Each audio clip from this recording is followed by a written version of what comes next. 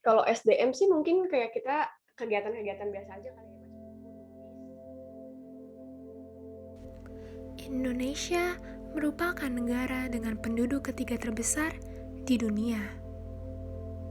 Indonesia juga mempunyai letak geografis yang cukup strategis, di mana sumber daya alam yang dimiliki sangat melimpah. Kekayaan ini menjadi sia-sia apabila bangsa Indonesia tidak mampu mengelola sumber daya alam yang ada. Untuk mengelolanya, diperlukan sumber daya manusia yang memiliki kualitas baik. Tapi pertanyaannya, apakah kuantitas sumber daya manusia yang dimiliki negeri ini berbanding lurus dengan tingkat kualitasnya?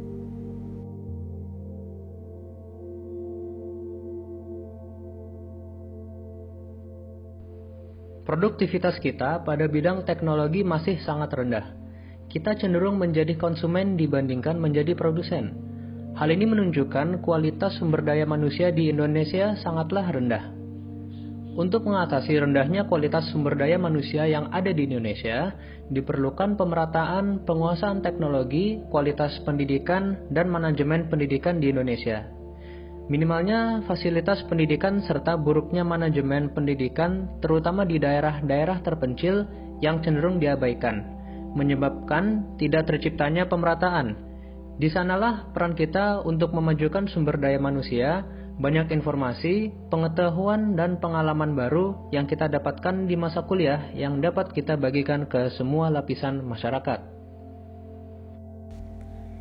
Selain aspek teknis penyelenggaraan pendidikan, aspek psikologis juga perlu diperhatikan. Karena pada dasarnya, bangsa Indonesia bukanlah bangsa yang bodoh secara intelektual, melainkan tidak adanya semangat serta motivasi dalam diri orang-orang Indonesia. Masih banyak yang menganggap bahwa menempuh pendidikan adalah suatu beban, bukan sebuah kebutuhan. Aspek lain yang harus diperhatikan dalam peningkatan sumber daya manusia adalah spiritual. Banyak orang Indonesia yang memiliki kemampuan intelektual yang tinggi tidak diimbangi dengan tingkat spiritual yang baik. Aspek spiritual bisa mencegah orang untuk melakukan hal-hal yang merugikan orang lain, seperti halnya korupsi yang seakan sudah menjadi budaya dalam negara ini. Mahasiswa merupakan agent of change, pelopor perubahan dalam masyarakat sekitar sendiri. Secara personal, mahasiswa dapat secara aktif menelaah, memahami kondisi masyarakat, dan memberikan saran-saran perubahan. Baik tidaknya pengelolaan SDA akan berdampak langsung terhadap generasi mendatang. Karenanya, melibatkan mahasiswa dalam pengelolaan SDA menjadi penting. Juga menjadikan mereka sebagai aktor perubahan di dalamnya. Kita perlu segera fokus pada energi terbarukan yang lebih sustain dibandingkan dengan energi fosil. Di era demokratisasi informasi ini, sosial media yang ada di genggaman bisa digunakan sebagai alat untuk menyampaikan suara orang-orang yang terpinggirkan. Sosial media bisa digunakan untuk mengangkat isu ketidakadilan energi, kemiskinan, dan juga masalah sosial lainnya. Menyuarakan isu bersama lewat sosial media bisa menghadirkan kesadaran kolektif akan masalah tersebut dan memicu gerakan sosial yang lebih besar.